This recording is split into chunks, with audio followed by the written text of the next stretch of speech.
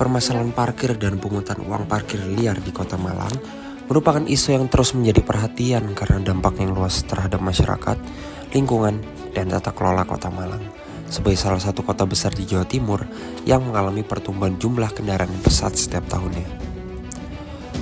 Peningkatan jumlah kendaraan ini tidak diimbangi dengan pengadaan fasilitas parkir yang memadai sehingga menimbulkan berbagai persoalan di lapangan. Data dari website resmi pemerintah Kota Malang mengindikasikan tingginya angka parkir liar di titik-titik strategis, terutama pusat kota dan kawasan komersial. Dari implementasi e-parking adalah untuk menciptakan pengelolaan parkir yang lebih tertib, transparan, dan efisien. Dalam menertibkan parkir, e-parking memungkinkan pengawasan yang lebih baik terhadap kendaraan yang menggunakan fasilitas parkir, mengurangi praktik liar parkir, serta memastikan bahwa penggunaan lahan parkir sesuai dengan aturan yang berlaku. Hal ini membantu mengurangi kemacetan dan penggunaan ruang publik yang tidak terkontrol. Selain itu, e-parking dirancang untuk meningkatkan pendapatan anggaran daerah atau PAD melalui sistem pembayaran yang terintegrasi dan tercatat secara digital, sehingga menghindari kebocoran pendapatan yang sering terjadi pada sistem manual. Dengan demikian, e-parking tidak hanya meningkatkan pelayanan publik, tetapi juga memberikan kontribusi yang signifikan terhadap pemasukan daerah. Dalam menganalisis permasalahan parkir dan pungutan uang parkir liar di Kota Malang, teori yang dapat digunakan yakni teori New Public Management atau NPM.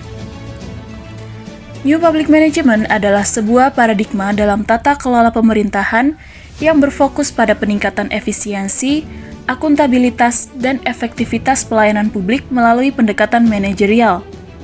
Paradigma ini lahir dari kebutuhan untuk menghadirkan pemerintahan yang lebih responsif terhadap kebutuhan masyarakat, sekaligus mengadopsi prinsip-prinsip yang sebelumnya hanya diterapkan di sektor swasta.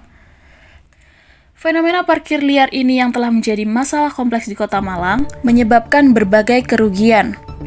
Sebagai kota dengan aktivitas ekonomi dan pariwisata yang berkembang pesat, kebutuhan akan fasilitas parkir yang memadai semakin meningkat. Namun, di sisi lain, muncul praktik ilegal berupa penarikan uang parkir oleh pihak-pihak yang tidak memiliki izin resmi. Hal ini menyebabkan kerugian bagi masyarakat karena tarif yang tidak transparan. Pemerintah Kota Malang menghadapi tantangan besar dalam memberantas praktik ini, mengingat luasnya area pengawasan dan keterbatasan sumber daya. Dari hal ini, teori New Public Management dapat berperan sebagai strategi kebijakan yang menawarkan pendekatan yang lebih modern dan efisien untuk mengelola parkir secara transparan, sekaligus memberdayakan masyarakat dalam pengelolaan ruang publik.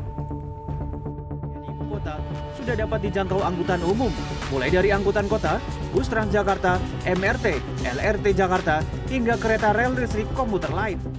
Bekerja sama dengan pihak swasta. Kerjasama antara pemerintah dan pihak swasta dalam memfasilitasi parkir biasanya melibatkan model kemitraan publik swasta atau Public Private Partnership atau PPP. Kerjasama ini bertujuan untuk meningkatkan penyediaan, pengelolaan, dan efisiensi fasilitas parkir dengan memanfaatkan keahlian, modal, dan inovasi dari sektor swasta. Ya, karena memang baru-baru ini pada 19 November 2018 TMC Polda Metro Jaya memberikan mekanismenya. Akses sistem parkir yang diperjelas menggunakan ITLE. Penggunaan tilang elektronik ETLE atau sistem tilang berbasis teknologi untuk mendeteksi pelanggaran parkir liar secara otomatis dapat membantu menegakkan aturan parkir dengan lebih efisien.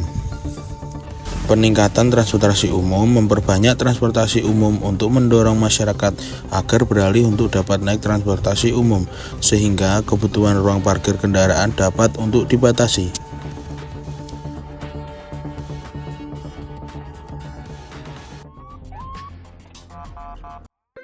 Selanjutnya adalah tahapan kegiatan perwujudan upaya untuk mengatasi problem parkir dan pungutan liar di Kota Malang. Yang pertama adalah membuat mapping lokasi daerah parkir. Pemerintah Kota Malang melakukan survei dan mendata titik-titik di mana area yang mungkin menjadi lokasi parkir liar. pemasangan CCTV setiap sudut.